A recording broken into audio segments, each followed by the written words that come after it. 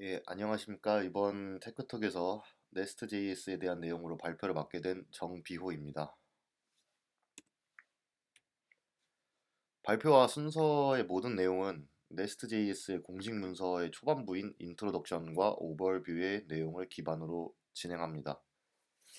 챕터를 보기에는 단순히 두 개인데 그 안에서 소규모 챕터로 굉장히 많이 분할되고 네스트.js의 내용이 방대한 만큼 방대하고 어려운 만큼 다 내용을 담지는 못한 점 양해 바랍니다.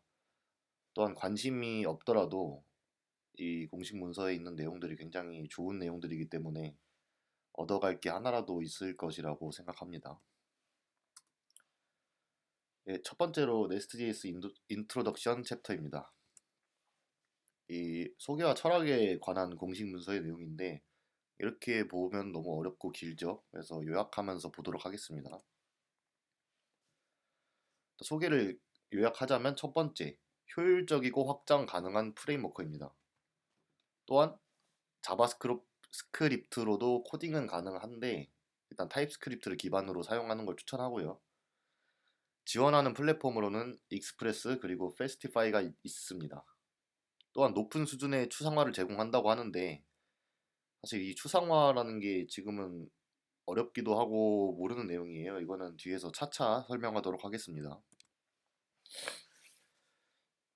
이번엔 네스트.js의 철학입니다. 하나하나 살펴볼게요. 일단 노드.js의 얘기부터 해야 되는데요. 높은 성능을 가지고 있고 빠른 개발이 가능합니다. 근데 당연히 득이 있으면 실도 있겠죠. 로직 구성이 너무 자유로워져요. 혹시 이 로직 구성이 자유로워짐에 따라서 이제 정해진 아키텍처가 없다. 그러니까 즉 개발자마다 각자 다른 구조로 코드를 작성하게 돼요. 이렇게 되면은 당연히 협업이나 유지 보수에 있어서 굉장히 안 좋은 측면으로 작용하게 됩니다. 만약에 기존의 코드를 작성한 개발자가 퇴사하고 그 새로운 개발자의 자리로 왔을 때 그 코드를 보면은 기존의 개발자의 아키텍처를 파악하는 데만 정말 큰 시간과 비용이 소모될 수도 있습니다.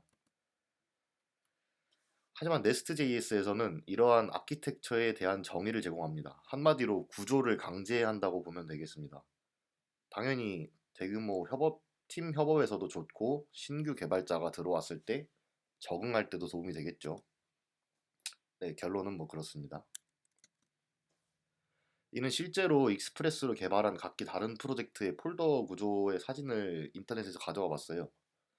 뭐 한눈에 봐도 각기 폴더명도 다르고 각자 어떤 역할을 하는지 이해하는 데만 시간이 정말 오래 걸릴 것 같습니다. 그럼 이제 본격적으로 네스트.js를 통한 프로젝트 개발을 시작해 볼 건데요. 네스트를 통해 프로젝트를 생성하려면 가장 먼저 네스트.js의 CLI를 전역으로 설치를 해야 합니다. 그리고 설치가 완료되면 네스트 뉴 그리고 원하는 프로젝트 명의 입력 명령어를 통해서 새로운 프로젝트를 생성할 수 있습니다. 그리고 이는 네스트 뉴 명령어를 통해 테크톡이라는 폴더명으로 프로젝트를 생성한 모습입니다. 그리고 이는 생성된 프로젝트의 초기 모습입니다.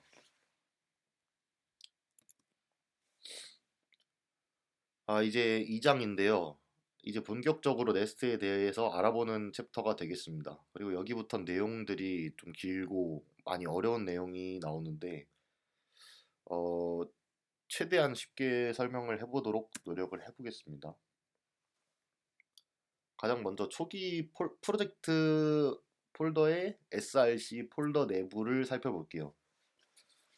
여기서는 간단하게 그냥 설명만 하고 이 컨트롤러 모듈 서비스가 뭔지는 뒤에서 다 설명을 하기 때문에 그냥 간단하게 소개 정도만 하고 넘어가겠습니다. 일단 앱 컨트롤러는 단일 경로가 있는 기본 컨트롤러입니다. 이거는 단위 테스트를 위한 파일인데 이에 대한 자세한 설명은 생략하도록 하겠습니다. 그리고 모든 모듈의 시작점인 루트 모듈입니다. 앞으로 새로운 모듈을 생성하면 이 루트 모듈인 mModule.ts에서 임포트 됩니다. 다음은 현재 하나의 메서드만 있는 서비스 파일인데요. 그 다음으로는 이 네스트 팩토리를 이용해서 네스트 어플리케이션의 인스턴스를 생성하는 어플리케이션의 시작점입니다.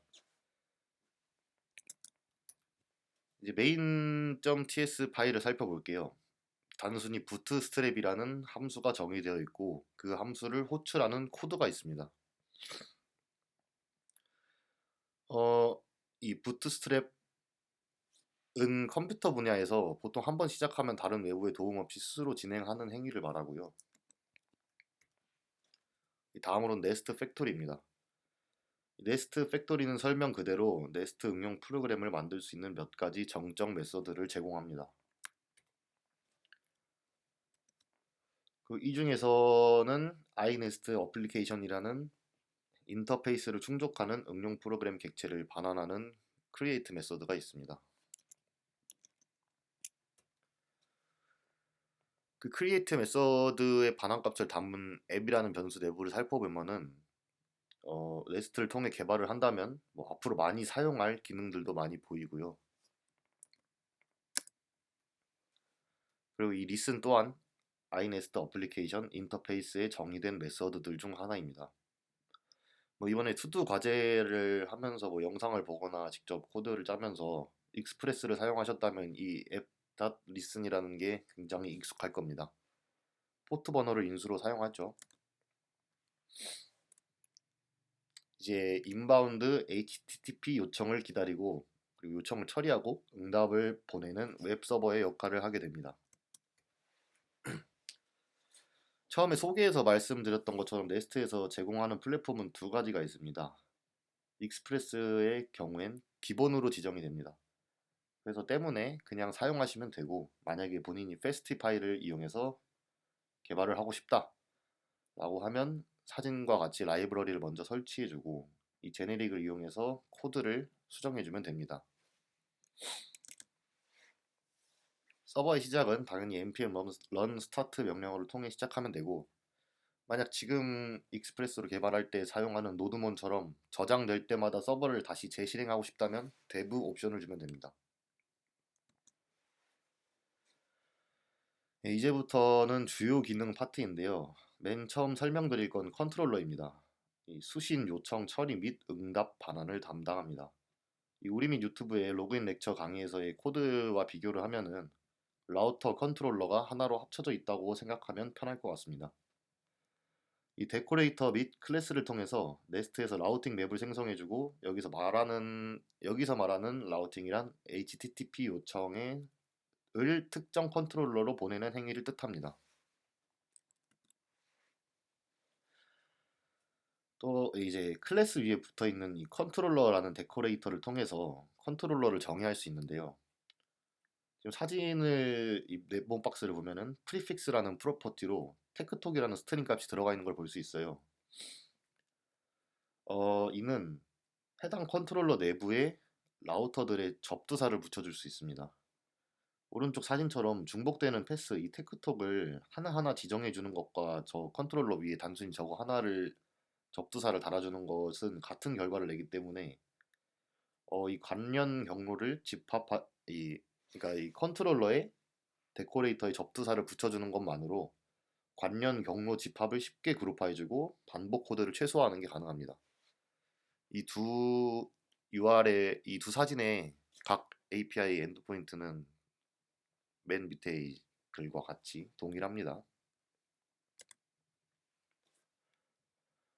그리고 이를 익스프레스에서의 코드로 변환하면 이와 같죠. 한눈에 봐도 코드가 이 네스트의 컨트롤러 기능을 이용하는 게 더 간단해 보이죠.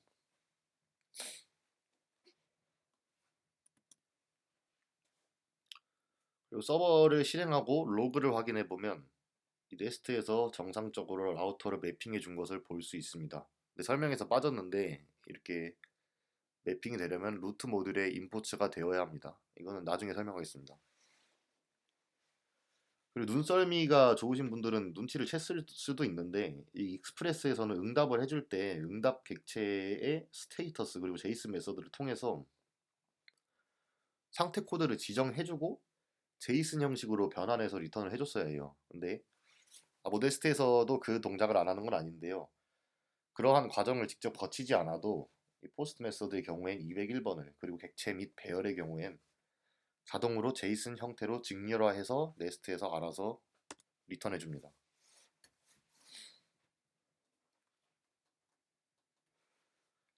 물론 이 요청 객체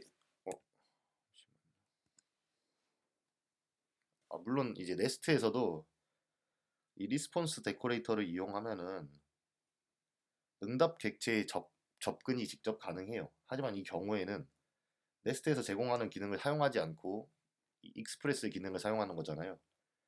그렇기 때문에 이 경우엔 네스트를 특정 라이브러리 전용 모드로 사용한다는 걸 명시하는 것이라 반드시 이 응답에 대한 관리를 해줘야 합니다. 기존에 했던 것처럼 제이슨이나 샌드를 통해 응답을 관리해주지 않으면 서버가 중단됩니다. 사진에서는 없지만 당연히 리턴도 붙여줘야겠죠. 결론을 말씀드리자면 해당 방식은 추천하지 않습니다. 일단 제일 큰 단점은 코드가 플랫폼에 종속되고 또한 네스트의 표준 응답 처리에 의존하는 네스트 기능과의 호환성이 손실되는 문제점도 있습니다. 이는 패스 스루라는 옵션을 통해서 해결이 가능하긴 한데 이에 대해선 따로 찾아보시길 바랍니다. 이 리퀘스트 요청 객체 역시 이 리퀘스트 데코레이터를 통해서 접근이 가능해요. 콘솔에 찍힌 것을 확인하시면 헤더, 바디, 쿼리, 파람스 다 잘 접근해서 출력되는 걸 볼 수 있죠. 근데 네스트에선 이렇게 리퀘스트 내에 각 헤더, 바디, 쿼리 이런 식으로 다 접근해서 수동으로 가져올 필요가 없습니다. 네스트에서는 기본적으로 제공해주는 데코레이터를 이용해서 편리하게 가져올 수 있기 때문입니다. 위 사진처럼 헤더스, 바디, 쿼리, 파람 데코레이터를 이용하면 이렇게 리퀘스트에 접근하지 않아도 간편하게 가져올 수가 있죠. 우리는 이제 각 동적인 데이터를 받아야 될 때가 있어요. 이 라우트 파라미터에 대한 내용인데 예를 들면은 유저스라는 URL 뒤에 유저 아이디를 받고 싶은 상황이에요. 왜냐하면 이 한 유저의 아이디를 받아서 그 유저의 데이터를 조회하고 싶기 때문에. 하지만 이 경로에 유저 아이디를 1번부터 100번까지 있다고 하면은 유저스 1, 2, 3, 4, 5, 6, 7, 8, 9, 10, 100 이렇게 다 라우터를 만들어 줄 수는 없잖아요. 그때 이제 패스 베리어블이라는 것을 이용해서 값을 동적으로 받아오면 됩니다. 사진처럼 이 1이라는 이 매개 변수를 파람을 통해서 잘 받아오는 것을 확인할 수 있습니다. 혹은 파람.점 아이디로 접근하는 게 아니라 파람의 프로퍼티로 접근하는 게 아니라 매개 변수 토큰을 파람 데코레이터 내에 전달하고 그 선언한 변수명으로 메서드 본문에서 바로 접근이 가능합니다.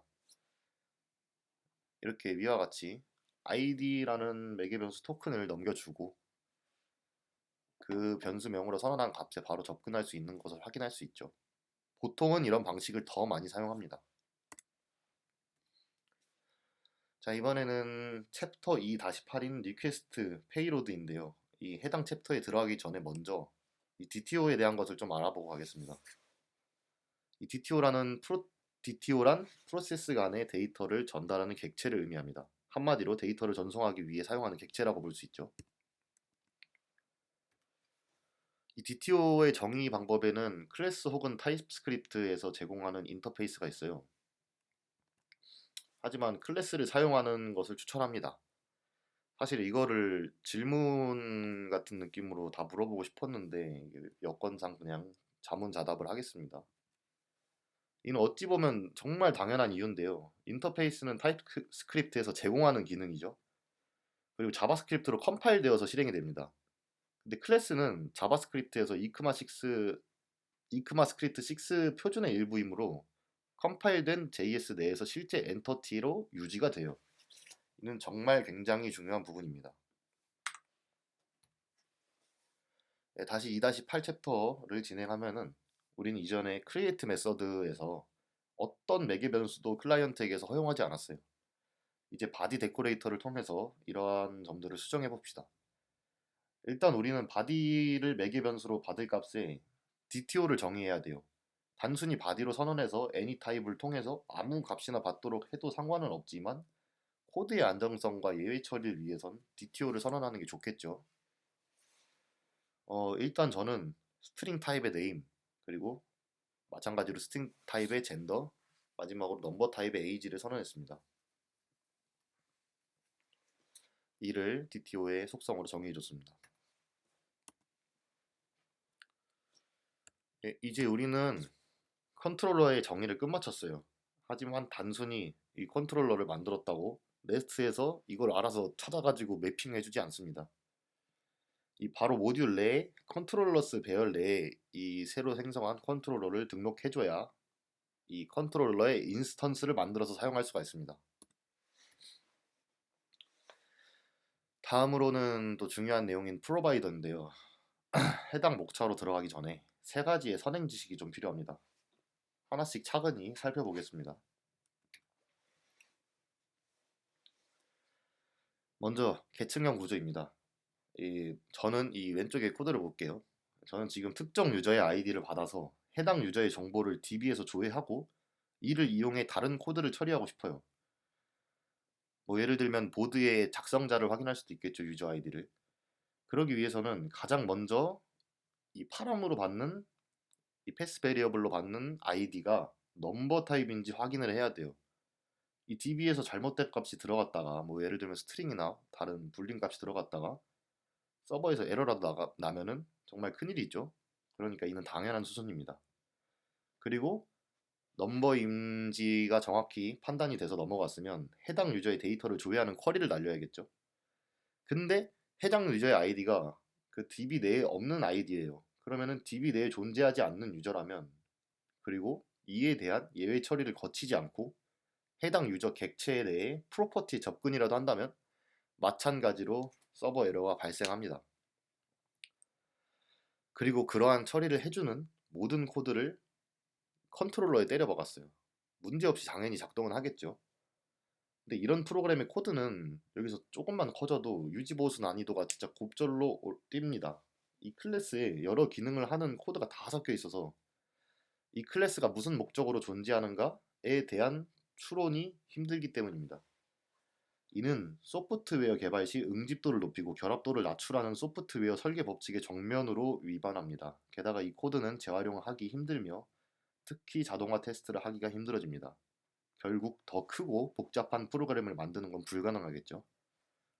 당연히 해당 코드는 아무렇게나 싼 똥이라서 참고할 생각은 안 하시는 게 좋겠습니다. 설명 그대로 이러한 문제를 해결하기 위해 계층형 구조라는 기법을 이용합니다. 보통 3계층 구조를 많이 사용하는데 이는 바로 다음 장에서 설명드릴게요. 첫 번째로 프레젠테이션 티어예요. 이 사용자 인터페이스 혹은 외부와의 통신을 담당하죠. 근데 이제 애플리케이션 티어에선 주로 비즈니스 로직을 구현하고 중간 다리 역할을 해줍니다. 마지막으로 데이터 티어는 DB 관련 로직을 담당하게 됩니다. 네이스트에서의 프레젠테이션 티어는 외부의 입력을 받아들이는 컨트롤러가 되겠죠. 또한 서비스는 애플리케이션 티어에 해당합니다. 이 네스트는 이렇게 컨트롤러와 그 하위 계층을 프로바이더라는 이름으로 구분해서 이는 응집도를 높이고 결합도는 낮추는 소프트웨어의 설계입니다. 여기도 내용이 정말 어려운데요. 이 두 번째 내용은 두 번째 선행 지식은 제어 역전, 이 통칭 IOC입니다. 뜻 그대로 나 대신 프레임워크가 제어를 한다는 의미입니다. 그 전에 의존성에 대해서 알아볼게요. 잠깐 정보를 하나 미리 드리고 가자면 클래스를 사용하기 위해선 그 클래스를 new 같은 키워드를 통해서 인스턴스화 시켜야 돼요. 실제로 클래스는 인스턴스화를 하기 전까지 메모리에 할당이 되지 않습니다. 뭐 많은 사람들이 비유하기를 붕어빵 그리고 클래스를 붕어빵 틀이라고 많이들 말하더라고요. 상황을 가정해 볼게요. 워리어라는 클래스에서 저는 게임 개발팀에 있는데 워리어라는 클래스에서 스워드 클래스를 인스턴스화 했어요. 근데 기획팀에서 다음 패치 때부턴 전사 클래스는 뭉둥이도 사용이 가능하다고 지시가 내려왔어요. 근데 어떡합니까? 저는 이미 이 스워드 코드를 100만 개를 박아놨어요. 이 처음 네스트 인트로덕션에서 나온 높은 수준의 추상화를 제공한다는 의미가 여기서 나와요. 이 좋은 객체 지향 설계는 구체적인 개념이 아니라 추상적 개념에 의지해야 돼요. 이 뉴를 통해서 스워드와 워리어 사이에서는 의존성이 생겼죠, 방금.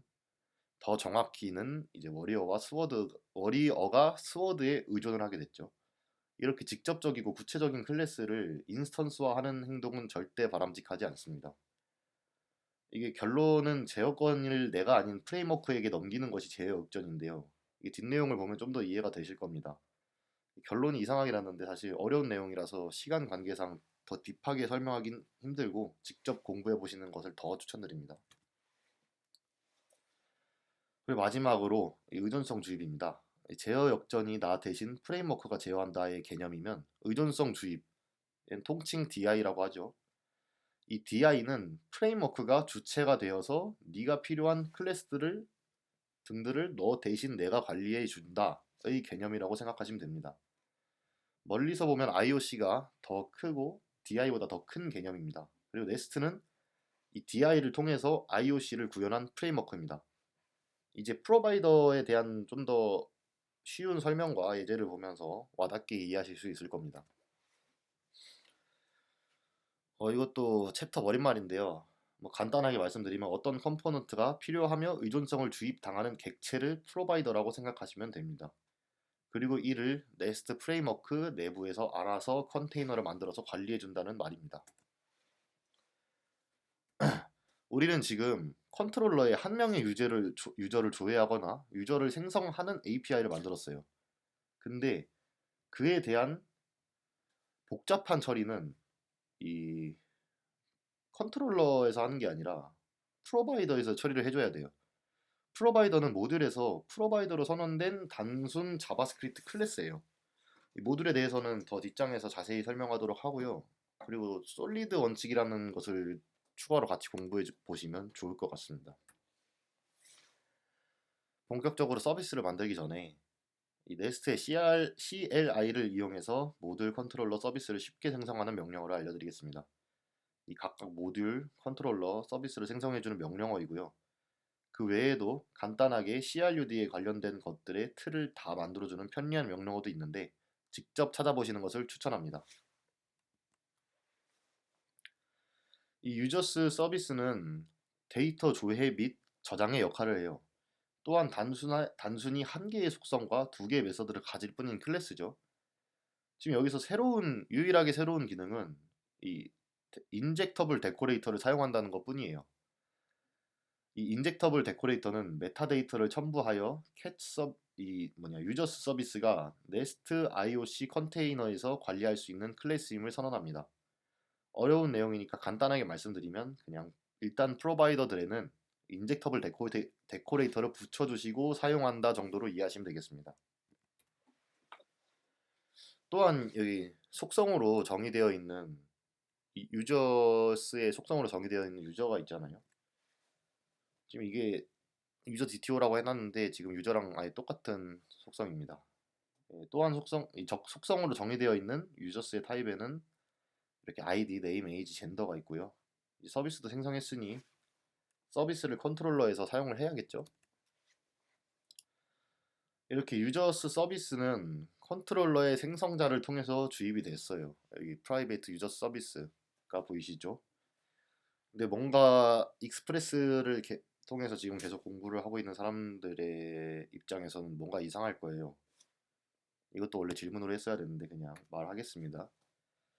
이 타입스크립트에서는 매개 변수 프로퍼티라는 기능으로 생성자의 매개 변수를 클래스 멤버로 선언하는 단축 문법이 있습니다. 동작은 동일하고요. 또한 네스트에서 의존성을 주입하기 위한 방법으로는 여러 가지가 있고 그중 속성 기반 주입이라는 방법도 있는데 매우 유용하지만 지금 이해하기는 어려운 내용이므로 별도로 공부하시면 좋겠습니다. 지금 당장은 생성자를 이용한 주입을 사용하시길 추천드리고요. 어쨌거나 컨트롤러에서도 서비스를 주입받았으니 이제 뭘 해야 할까요? 당연히 모듈에 주입을 해줘야 합니다. 그 전에 혹시 이해를 못하셨을까봐 다시 한번 말씀드리면 위와 아래는 같은 동작을 하게 됩니다. 네, 우리는 이제 프로바이더를 정의했고 그 프로바이더의 이 서비스의 소비자, 그러니까 컨트롤러도 만들어뒀죠. 그럼 주입을 수행하기 위해서 모듈의 프로바이더스 내에 서비스를 등록해 줄게요. 이제 네스트에서 유저스 컨트롤러의 클래스의 의존성을 해결할 수 있게 됐습니다. 네, 지금까지 컨트롤러와 프로바이더에 대한 설명과 만드는 과정, 그리고 그것들을 모듈에 등록하는 과정까지 봤습니다. 그래서 이제 모듈이 뭐냐? 지금부터 설명을 하도록 할 건데요. 이 각 응용 프로그램에는 적어도 하나의 루트 모듈이 있어요. 그 루트 모듈을 간단히 설명하면 네스트가 모듈과 프로바이더 간의 관계 및 종속성을 연결하기 위해 사용하는 내부 데이터 구조를 구성하는 시작점입니다. 우리가 단순히 투두 리스트만을 구현하는 프로젝트가 아니라 어느 정도 규모가 있는 프로젝트를 가면 각각 관련 있는 기능들을 묶어서 캡슐화하고 그 캡슐화된 모듈들을 여러 개 사용하는 건 당연한 수순이 될 겁니다. 모듈은 이와 같은 속성을 가지는 객체를 필요로 해요. 모듈을 구성하는 데 필요한 정보들이죠. 네, 하나씩 설명드리겠습니다. 먼저 임포츠예요. 해당 모듈에서 필요한 모듈들을 임포츠하는 프로퍼티입니다. 지금 사진의 경우에서는 루트 모듈이기 때문에 이 익스포츠가 없어도 당연히 유저스 모듈을 임포츠 해줘야 됩니다. 이 익스포츠라는 건 유저스 모듈에서의 익스포츠를 말한 겁니다. 뜻 그대로 모듈 내에서 정의되었고 인스턴스화 되어야 하는 컨트롤러들의 집합입니다. 프로바이더는 네스트 인젝터가 인스턴스화 시키고 최소 범위로는 해당 모듈 안에서 공유되는 프로바이더입니다. 인젝터가 의존성을 주입하는 네스트의 내부 모듈인 거죠. 모듈은 기본적으로 프로바이더를 캡슐화해요.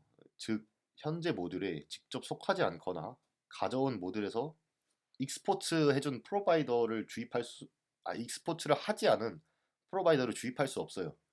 따라서 모듈에서 익스포트한 프로바이더라면 모듈의 공용 인터페이스 또는 API로 간주할 수 있겠습니다.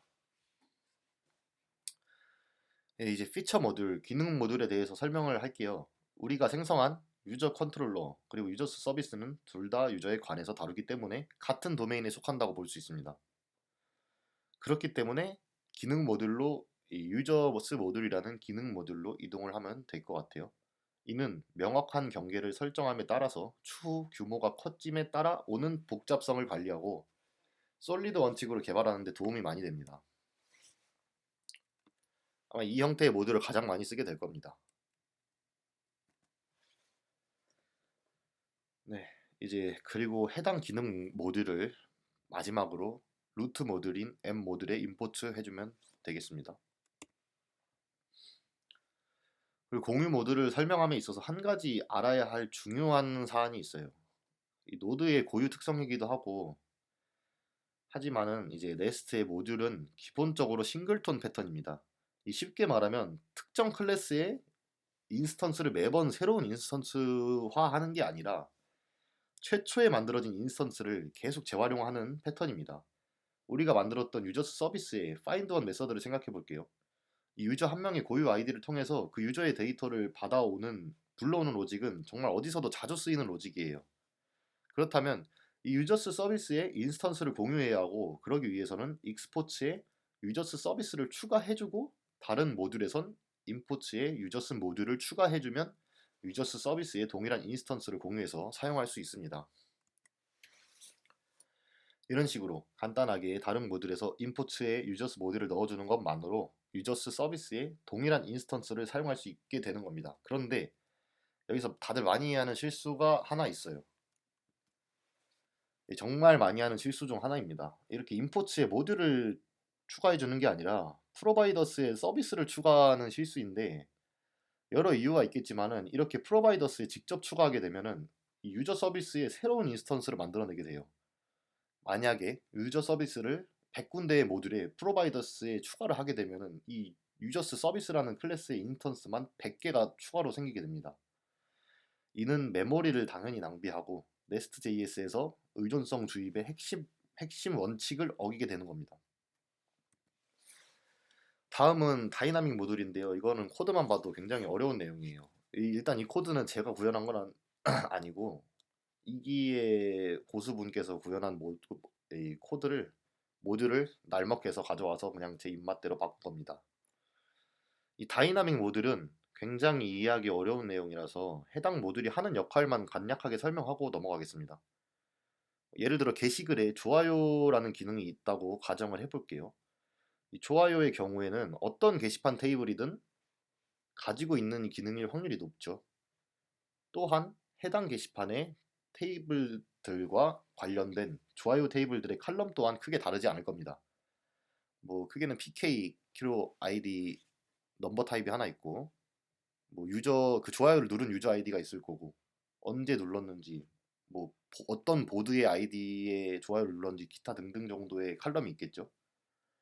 그를 이용해서 어떤 게시판의 좋아요 테이블이든 해당 모듈에서 지원하는 칼럼만 가지고 있다면 이 좋아요 모듈 하나와 모듈에 캡슐화된 프로바이더 한 개만으로 모든 게시판 좋아요 로직을 담당할 수 있게 됩니다. 어려운 만큼 정말 강력한 기능을 제공하니까 꼭 공부해 보시기 바랍니다. 이제 다 왔습니다. 앞으로 2개의 소규모 챕터를 더 할 예정인데 시간 관계상 최대한 핵심 내용과 기본적으로 많이 쓰는 것들만 설명하고 끝내보겠습니다. 이번엔 예외 필터에 관한 내용인데요. 기본적으로 서버는 예외 처리를 해주지 않은 에러가 발생하면 그대로 종료가 돼요. 그렇게 예외 처리를 해주는 건 굉장히 중요합니다. 물론 에러 때문이 아니어도 다른 부분에서 예외 처리는 해줘야 합니다. 뭐 예를 들면 권한 문제가 있겠죠. 네스트에서는 기본적으로 모든 에러에 대한 예외 처리를 해주는 필터가 제공이 되는데요. 비록 내장된 익셉션 필터가 자동으로 많은 예외 처리를 해주겠지만 익셉션 레이어를 완전히 제어하고 싶을 수 있겠죠. 예를 들면 로그를 추가해주고 싶고 여러 동적인 요인을 기반으로 다른 제이슨 스키마를 사용하고 싶을 수도 있어요. 이런 목적을 위해 고안한 것이 익셉션 필터입니다. 이는 클라이언트에게 보내지는 응답의 내용이나 제어의 정확한 플로우를 제어할 수 있게 해줍니다. 예외 필터에 관한 내용은 이제 어려워질 수 있으니까 여기까지만 간략히 설명하고 끝내겠습니다. 다음은 파이프인데요. 파이프는 네스트를 사용하면서 정말 편하다고 생각되고 제일 많이 사용하는 기능 중 하나인 것 같습니다. 변환, 유효성 검사, 이 트랜스폼 밸리데이션이라고 하는데 트랜스폼은 이름 그대로 문자열에서 정수 혹은 정수에서 문자열 등의 입력 데이터를 원하는 형식으로 변환할 수 있습니다.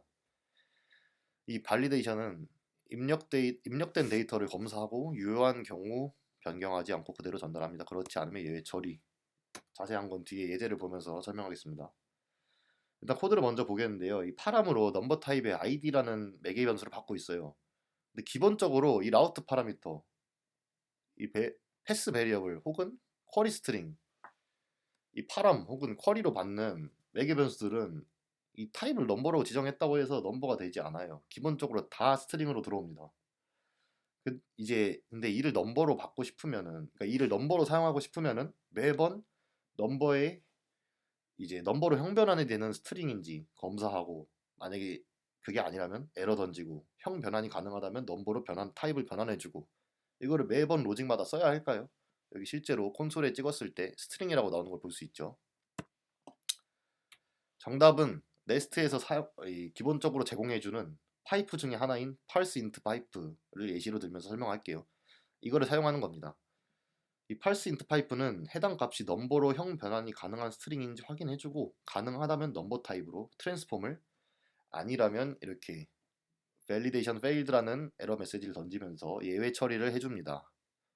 여기 콘솔을 찍어보면 넘버로 형 변환이 잘 된 모습을 볼 수 있죠. 그 후에 또한 아까 우리가 유저스 컨트롤러에서 사용한 create user DTO 또한 유효성 검사기를 이용해서 아주 쉽게 예외 처리를 해줄 수 있습니다.